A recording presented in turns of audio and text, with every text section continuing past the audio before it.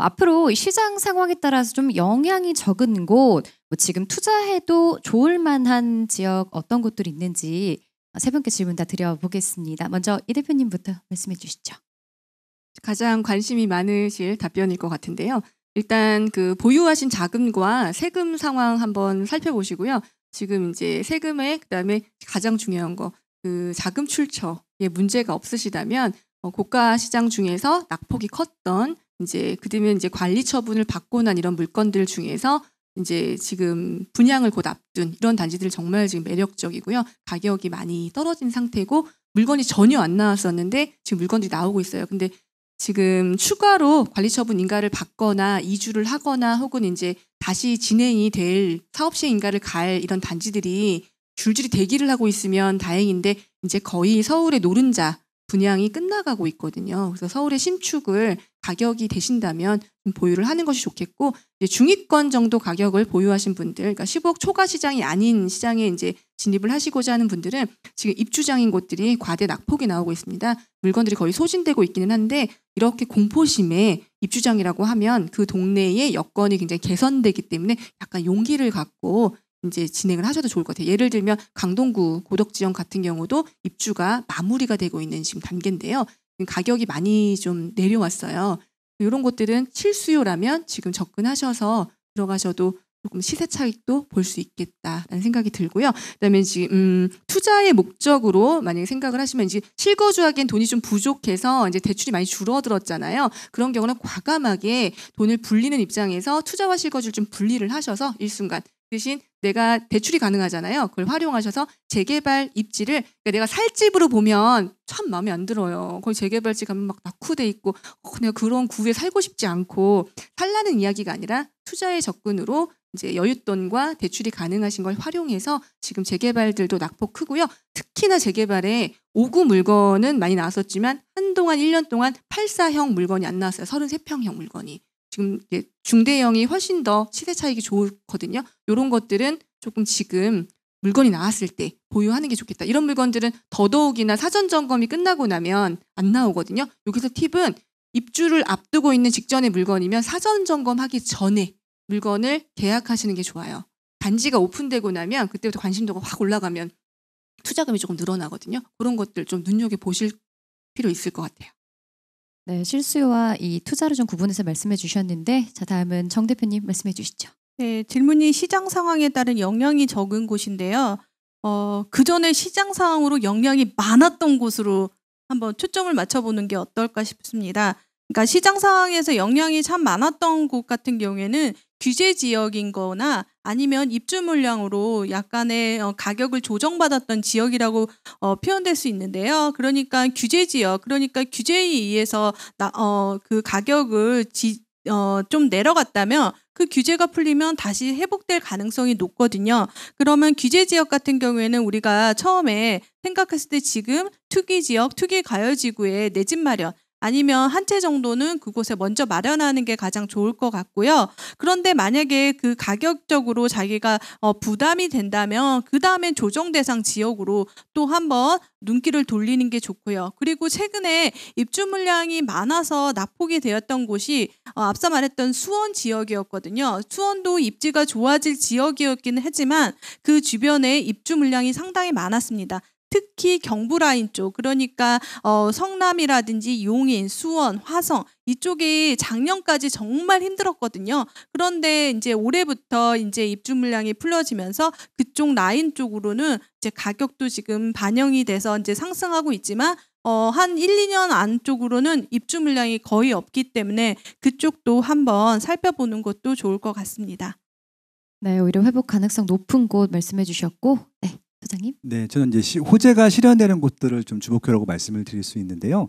서울 뭐 좋은 곳 다 알고 일기 신도시도 이미 다 활성화가 돼 있기 때문에 그런 입지들의 새 아파트 들어온 곳들은 다 아는데 지금 기존까지는 주목을 받지 못하다가 지금 정비 사업 같은 경우로 이렇게 채워지는 지역들이 있거든요. 그러니까 이제 안양에서도 평촌만 관심이 있었는데 안양 평촌이 아닌 다른 지역에 정비 사업이 많이 돼서 뭐 신규 아파트가 들어간 입지들. 또 정지현 대표님 말씀하신 대로 성남하면 수정구, 중원구, 분당구가 있는데 다들 분당구만 보셨는데 중원구, 수정구에도 지금 새 아파트가 굉장히 많이 분양을 했고 입주를 하거든요. 특히 올해 또 입주를 하는 아파트들이 4,000세가 넘게 있기 때문에 그런 단지들 그리고 또 그 옆에 있는 분양하는 아파트들 입지가 같이 좋아지는 것들 결국은 지금까지 소외받았던 입지였는데 서울 출퇴근이 가능한 입지 중에서 입지가 좋아지는 지역들 새 아파트가 많이 들어가는 지역들 같은 경우는 지금 좀 피가 좀 붓긴 했지만 오히려 이렇게 입주 물량이 많을 때 들어가는 것도 굉장히 좋은 전략이다. 예, 그런 말씀을 드려보고 싶고요.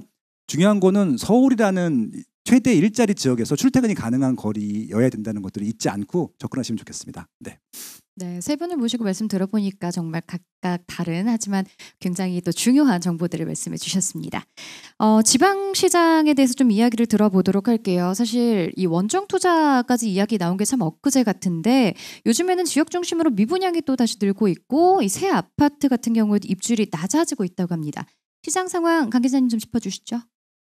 네, 아무래도 그 코로나19 영향, 매수 심리가 위축되면서 분양 시장에까지 그 영향을 미친 게 아니냐 이렇게 좀 보이는데요. 다만 통계로 보면은 전국 미분양 주택 물량이 2월 말 기준으로 39,456가구로 2013년 3월 이후 6년 만에 최저치입니다. 물론 지방은 세종, 대전시를 제외를 하면은 5대 광역시는 보합을 다른 지방은 하락세를 보이고 있는데요. 교통 호재가 있어도 하락세를 지속하고 있습니다. 이를테면은 울산은 코로나19 영향으로 제조업이 타격을 받으면서 지역 경제 침체가 우려되는 가운데 KTX 역세권 개발 호재가 있는 울주군도 지난주 마이너스 0.06%로 매수세가 위축되면서 하락세를 지속하고 있고 광주 또한 3주 연속으로 하락세를 보이고 있습니다. 네, 말씀 잘 들었습니다. 지방 시장들까지 함께 정리를 해봤습니다. 자, 이번에는 청약시장에 대해서 좀 이야기 들어보도록 하겠습니다. 청약시장 열기가 굉장히 뜨겁게 느껴지는데요. 아무래도 이 부동산 시장 또 안정화 정책의 속도를 내다 보니까 청약에 대한 기대감이 오히려 더 높아지고 있는 상황인 것 같습니다. 오래된 아파트 거래는 좀 끊겼지만 새 아파트 수요가 몰린다. 그리고 아까도 계속해서 말씀해 주셨던 게 신축에 좀 눈을 돌려야 한다라고 말씀을 해 주셨습니다. 정 대표님 강의하실 때 이 똘똘한 신축이 답이라고 말씀해 주셨는데 네, 그 이유 좀 자세하게 들어볼게요. 네. 지금 현재 그 통계 수치로 보게 되면 구축과 신축의 퍼센테이지를 보면 구축이 상당히 많고 신축이 계속해서 줄어드는 상황입니다. 지금 이 수도권 쪽의 얘기거든요. 그래서 3기 신도시가 나오지 않을까 그런 생각이 들고요. 그리고 우리가 보면은 상품성에 대해서 좀 더 관심을 갖게 된 거죠. 예전 같은 경우에는 저희가 이제 세대로 분류하게 된다면 70년생, 80년생, 90년생으로 분류하다 보면 80년생이 처음으로 태어날 때부터 아파트에 거주하면서 태어났거든요. 그러다 보니까 아파트에 대해서 적극적인 관심이 있었고 좀 더 다른 평면, 좀 더 다른 커뮤니티를 가진 그런 시설에 대해서 좀 관심을 갖게 됐어요. 왜냐하면 지금 이 부동산 시장에서 매수층이 80년 세대이기 때문에 그렇죠. 그리고 지금 정비사업 같은 경우는 기존에 어떤 주거 문화가 있었던 곳이거든요. 단지 입지는 좋지만 상품이 안 좋았던 곳이었는데 상품까지 좋아지다 보니까 그곳에 더 관심을 갖게 되는 거기 때문에 똘똘한 신축이야말로 내 집 마련할 때 가장 좋은 방법이라고 생각이 듭니다. 네, 그렇다면 상반기에 좀 노려볼 만한 핫한 분양단지 어떤 곳들이 있을까요? 네, 저 2교시 수업 때도 말씀드렸는데요. 뭐 우리가 말해 뭐해 둔촌주공 그리고 원베일리 그리고 이번에 이제 바로 이제 분양할 단지 흑석 자이가 있고요. 그다음에 장이 4구역, 증산 2구역 이렇게 중요한 뉴타운 중에서 가장 핵심적인 그 지역이 지금 분양을 앞두고 있거든요. 그래서 아마도 이번 2020년 7월 28일 전후 그러니까 분양가 상한제 전후로 해서 엄청난 많은 물량이 분양할 예정일 것 같습니다. 사실 최근에는 이 굉장히 당첨이 또 어렵기 때문에 그리고 많은 시세 차익을 또 기대할 수 있기 때문에 로또 분양이라고도 이야기 들리는데요. 당첨이 된다면 참 좋지만 이 청약 가점이 적은 30, 40대 젊은 층들에게는 조금 불리한 측면도 있는 것 같습니다. 자, 이런 분들한테 어떤 조언을 해 주실 수 있을지 어떤 분이 먼저 말씀 주실 수 있을까요? 30, 40대 같은 경우에는 그냥 가점이 딱 나옵니다. 사실 서울의 4인 가족 같은 경우에 만 45세 만점 점수는 69점인데요. 거의 당첨권입니다. 그러니까 이렇게 빼기 하다 보면 나는 이 점수를 갖기 위해서 당첨을 갖기 위해서 그만큼 시간을 사야 된다는 얘기거든요. 그 시간을 기다릴 것인가 아니면 돈을 주고 살 것인가를 정해야 되는데요. 좀 전략적으로 한번 엑셀 한번 돌려보셔도 되고 어느 정도 내가 10년을 기다렸을 때 그만큼 차익이 얼마만큼 오를 것인가 그것도 생각해 보시면 좋을 것 같고요. 아니면 요즘 이런 말들이 있잖아요. 청무피사, 청약은 무엇 피주고사 이런 말도 있는데요. 사실상 서울의 분양권 시장은 문이 닫혔기 때문에 분양권은 사지 못하기 때문에 재개발, 재건축으로 신축을 노려보시는 것도 방법이라고 생각이 듭니다. 그런데 돈이 문제죠. 네. 청무필사라는 아주 재미난 말씀하셨는데 그 전략은 지금도 좀 유효할 것 같지만 동시에 유행했었던 그 사자성어 유행어가 대팔대사라는 게 있었어요. 대충 사고 대충 팔아도 된다. 요거는 조금 이제 올해는 선별하셔야 될 것 같아요. 네. 네, 자 개인적으로 좀 질문을 저도 드려보겠습니다. 저 같은 경우에는 5년 된 청약 통장 가지고 있고 부모님과 또 함께 살고 있는데요. 자 이런 경우에도 청약으로 내 집 마련할 수 있는 방법이 있을까요? 먼저 얼굴을 보니까 가점이 나옵니다. 네, 이렇게 이제 나이를 보면은 가점이 나올 정도로 되어 있는데요. 지금 보면은 징검다리로 내 집 마련하는 방법에 대해서 얘기를 해드렸는데 청약도 마찬가지인 것 같습니다. 평형별로 징검다리를 하고 그 다음에 지역별로 그 다음에 연식별로 하면 좋거든요.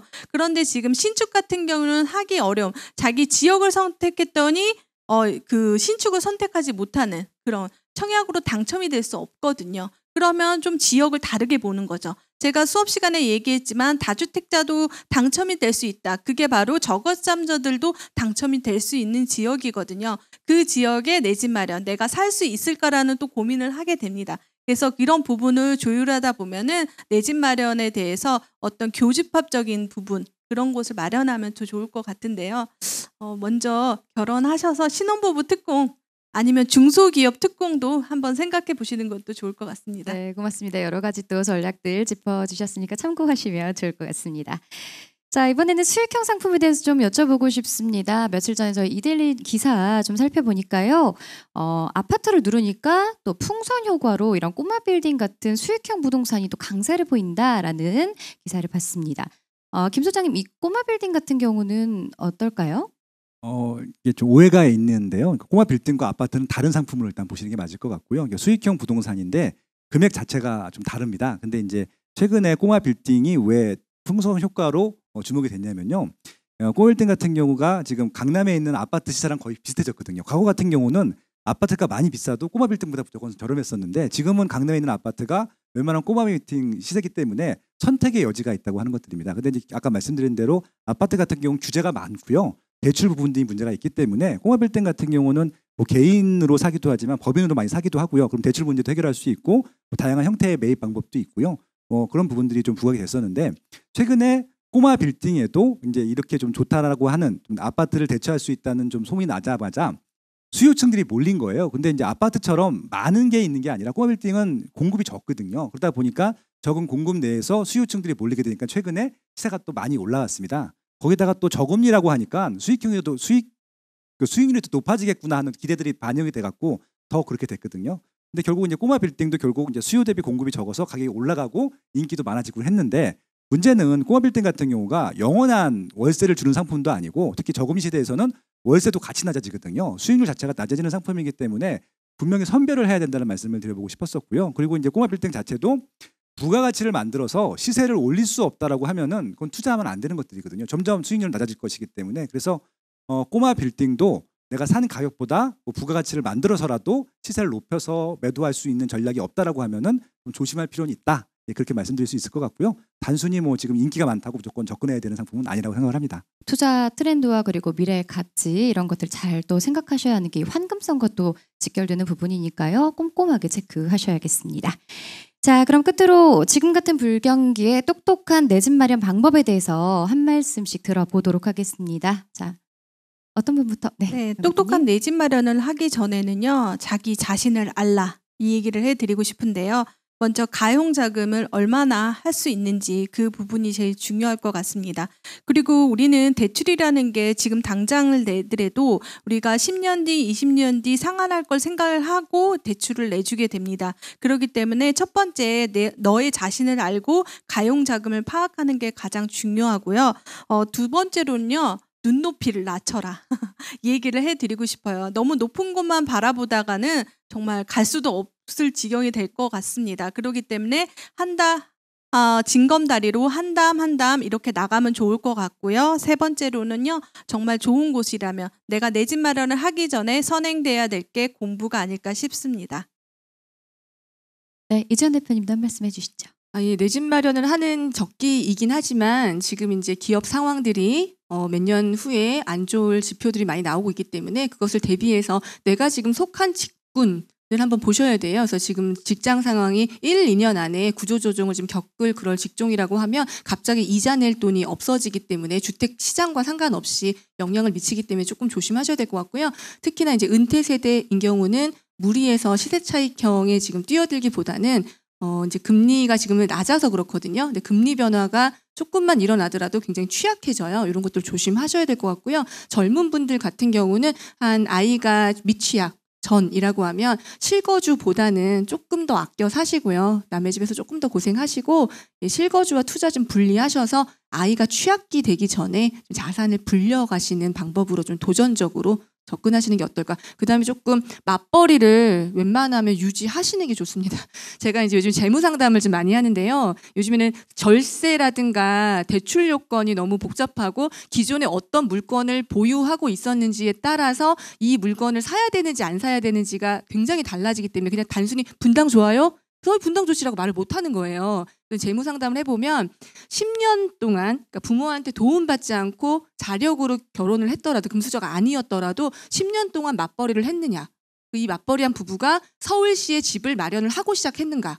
아니면 그러니까 중간에라도 아니면 경기도로 이사를 가면서 맞벌이를 유지했으면 다행이지만 만약에 경기도를 갔는데 외벌이가 됐다라고 하면 그 10년 뒤에 그 벌어지는 자산에 쌓이는 그 크기가 참 다르더라고요. 그래서 좀 여건이 안 되면 할 수 없지만 여건이 가능하다면 되도록 아이가 한 중학교 가기 전까지는 맞벌이를 유지하고 좀 자산을 쌓아놓은 다음에 아이 중학교 고등학교 때 이제 입시를 뒷바라지 할 때 요때 좀 엄마가 한번 쉬는 게 어떨까라는 생각을 요즘 합니다. 예. 굉장히 현실적인 답변을 주셨습니다. 네, 자 그럼 계속해서 김 소장님도 한 말씀 해주시죠. 네, 일단은 전 집을 빨리 사셨으면 좋겠다는 조언을 드리고요. 근데 그렇게 하기 위해서는 이게 집값이 적정 시세인지 아닌지를 끊임없이 알아야 되는데 시장 안에 있어야 된다는 좀 조언을 드리고 싶습니다. 이제 시장 안에 있는 가장 좋은 방법은 매일매일 부동산 공부를 하는 것들일 텐데 그것은 이제 이데일리처럼 좋은 부동산 정보를 주는 신문을 매일매일 탐색하는 게 좋고요. 이게 종이 신문이 나오긴 하지만 인터넷 신문 다 공짜잖아요. 그래서 좀 매일 보시면 좋을 것 같고요. 요즘 또 좋은 이런 또 블로그라든지 사이트들이 많아서 그런 것들 또 스크랩해가지고 또 제공해준 사이트가 있거든요. 그것만 매일 보고 있어도 그 지역의 시세를 알 수 있고 이게 싼지 비싼지도 알 수 있거든요.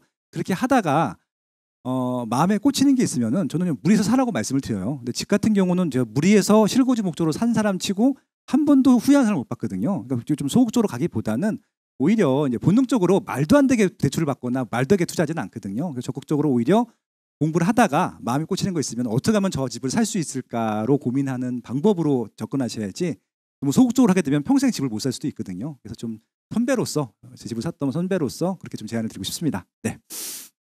네, 강 기자님도 한 말씀 해주시죠. 네, 저는 이렇게 앞서 이렇게 전문가 분들께서 얘기해 주신 말씀들을 잘 듣고 따라하면 또 된다고 생각을 하고요. 그리고 또 생애 첫 집 같은 경우에는 첫 집을 구하기 위해서는 그만큼 발품을 또 많이 팔아야 된다고 생각합니다.